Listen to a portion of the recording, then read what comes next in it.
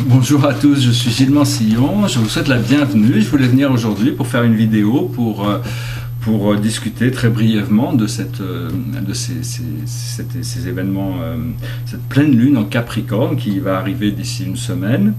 C'est une lune qui est à la fin du Capricorne, donc qui va refléter au début du Cancer. Donc c'est vraiment une lune qui va nous aider à adresser toute la partie financière, la partie administrative, enfin plein de choses qui ont rapport avec le monde terrestre sur la construction de notre réalité matérielle.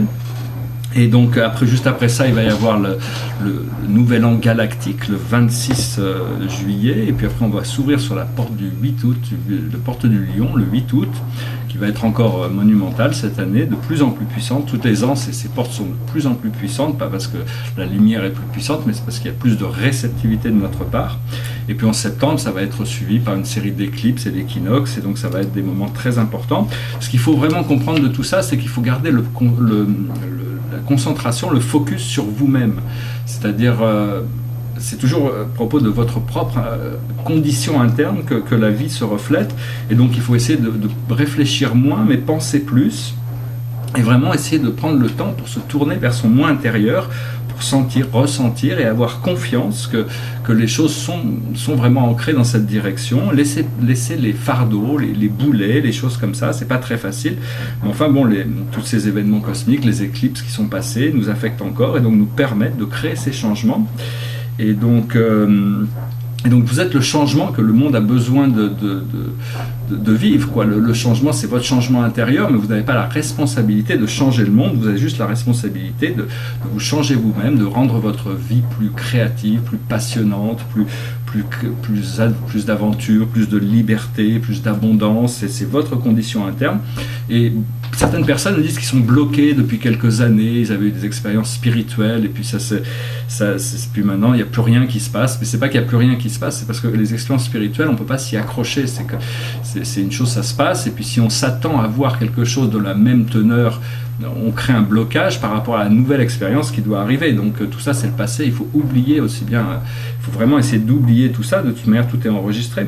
Donc bon, pour avancer, pour ceux qui se considèrent un petit peu bloqués dans leur ascension, il faut vraiment essayer de créer une discipline de méditation, yoga, tai chi, des arts martiaux, pour bien s'ancrer dans la planète et maintenir un état de relaxation interne, un état de conscience alpha, de relaxation interne qui permet de toujours être calme et posé par rapport aux situations, parce que s'il y a des choses qui vous mettent en colère dans le monde extérieur, c'est qu'il y a ces énergies poussent des boutons à l'intérieur, donc il faut adresser cette colère à l'intérieur. C'est juste des miroirs. Donc le jour où vous avez adressé toutes ces énergies, le monde vous serez serein et le monde ne vous affectera plus de manière négative. Enfin bon, j'espère que c'est déjà le cas, hein, bien sûr.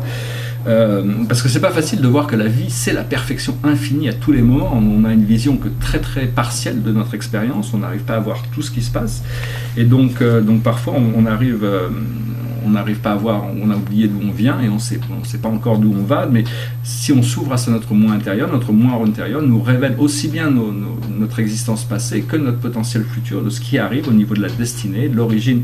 Donc c'est très important de trouver un moment pour soi-même, pour profiter de la relaxation, d'embrasser la lumière, d'essayer de vivre le plus joyeusement possible, d'être gentil avec les gens, même ceux qui ne sont pas gentils. Ça montre un niveau d'évolution quand même assez élevé.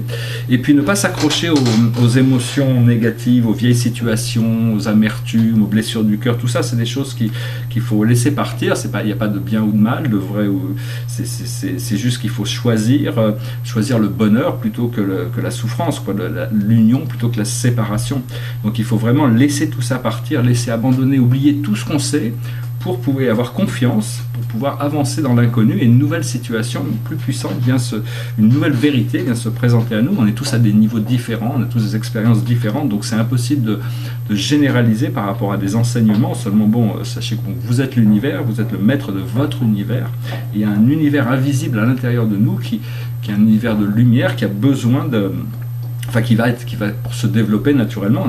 Ça fait partie de l'évolution naturelle de la planète, et pour ça il faut si possible essayer de connecter consciemment à votre moi supérieur et intégrer et suivre la guidance des messages, des situations dans chaque moment présent qui vous est donné.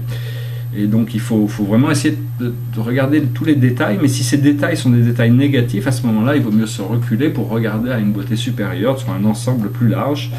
Et parce que bon, la vie est vraiment, la vie enfin, c'est vraiment un procédé unique de création qu'on crée et recrée tous les jours. Et donc voilà, je vais tirer quelques cartes. Alors c'est un nouveau jeu, un magnifique jeu qu'on m'a offert. Je vous remercie Diane qui m'a offert ce jeu. Et donc je n'ai pas encore lu le livre, mais je pense que ça peut, c'est le jeu de Osho. Et donc je vais le lire un petit peu intuitivement et faire une petite lecture pour le mois de juillet. C'est un jeu très intéressant. Bon, la situation, je vais tirer 10 cartes. Alors la situation, c'est le master, le maître, c'est Osho qui est là, c'est une carte qu'il a rajoutée dans le tarot. Donc c'est vraiment la maîtrise de soi-même, la maîtrise de la vie, de venir accepter cette position, d'ascensionner pour prendre le pouvoir personnel et d'accéder à cet état de maîtrise, de mastery. Les influences autour de ces influences, c'est le playfulness, c'est-à-dire l'habilité à profiter, à jouir, à s'amuser. Donc c'est vraiment, c'est pas à travers la douleur et la souffrance qu'on va faire notre ascension, c'est dans la joie et le bonheur. C'est-à-dire il faut d'abord atteindre un niveau de paix intérieure, une acceptation de la possibilité de nouvelles énergies qui se construisent et qui grandissent à l'intérieur de nous. La troisième carte représente notre esprit conscient. Donc là, nous avons l'abondance. Alors c'est vraiment, il y a l'abondance, c'est à pouvoir faire tout ce qu'on veut quand on veut, avoir accès aux ressources qui nous permettent donc c'est pas seulement de l'argent. L'argent en fait partie, mais il y a toutes sortes d'abondance. Il faut continuer à les cultiver. Dans notre subconscient, il y a la guidance, c'est-à-dire on a reçu déjà les messages, on est arrivé, et puis maintenant on arrive à un breakthrough, c'est-à-dire une percée. C'est-à-dire c'est vraiment tout est en train d'éclater pour arriver à quelque chose de nouveau. Et ce qui arrive dans le futur immédiat, c'est les partages, c'est-à-dire c'est partager de la connaissance, partager son abondance, partager son bien-être, partager sa joie de vivre avec les autres. Cette carte nous représente nous dans la situation, et là nous avons turning in, c'est-à-dire il faut rentrer à l'intérieur de nous, c'est le moment, c'est une carte de méditation, et puis il y a tous ces fantômes autour là qui essayent de distraire le méditateur de sa concentration, mais ils n'y arrivent pas. Ce qui vient du monde extérieur, c'est des expériences sensorielles, c'est-à-dire beaucoup de choses qu'on avait espérées commencent à arriver. La seule chose, c'est que les nouvelles, au niveau émotionnel, il y a encore du stress, c'est-à-dire il y a un peu un manque de confiance, il faut apprendre à se relaxer, il faut peut-être boire moins de café, apprendre à se détendre, se relaxer, une fois qu'on confronte ce stress, parce on trouve le past life qui représente la lune dans le tarot traditionnel, et donc on doit gérer tout un subconscient, toutes sortes de mémoires qui viennent du passé lointain. Et on n'a pas encore créé cette connexion, parce que l'aboutissant, c'est isolation. Alors cette isolation, il faut reconnecter avec cette énergie interne pour redevenir reconnecté, pouvoir se ressentir. Ça demande notre participation, c'est la carte de la complétion, nouvelles relations, des nouvelles énergies qui vont venir, seulement il faut les cultiver, il faut les entretenir, c'est des énergies très puissantes, très belles, très fines, mais bon, il faut pas les balayer, quand elles viennent, il faut les reconnaître, et puis au plus on les accepte, ces nouvelles énergies, au plus elles prennent de place dans notre vie, et au plus on commence à s'habituer à cette nouvelle fréquence de la réalité multidimensionnelle ou interdimensionnelle. On commence déjà à pouvoir... il y a plein de choses qui sont possibles. Il n'y a pas vraiment chacun va vivre cette expérience de transition de la manière qui lui correspond, et puis s'il y a quelque chose qui ne vous plaît pas, il suffit d'adresser l'univers, lui expliquer à l'univers. L'univers est intelligent, il comprend toutes vos pensées. Et donc c'est juste une question de rediriger le flot de votre vie, mais bien que votre âme, vos guides et votre famille d'âme a déjà tout prévu pour vous dans la meilleure des situations. Donc c'est juste une question de s'aligner vers cette fréquence intérieure qui nous permet de nous sentir toujours bien connectés, toujours au bon endroit, au bon moment, pour les bonnes raisons, se sentir inspiré, se sentir libre et créatif. Voilà, j'espère que ce mois de juillet vous sera extrêmement agréable, que vous passerez de très bonnes vacances si vous êtes en vacances, ou vous profiterez de travail que vous êtes en train de faire si vous êtes en train de travailler, et puis peut-être que les vacances viendront peut-être plus tard. C'est toujours agréable d'harmoniser, il est très important de toujours pouvoir tous les jours travailler, se relaxer et trouver une activité d'amusement, de détente. Tout ça, ça doit être harmonisé pour pouvoir arriver à avoir une vie qui est gracieuse et harmonieuse. Je vous souhaite une excellente journée. Je vous remercie de tous vos commentaires, de vos partages, de votre présence, de souscrire. Et puis bon, si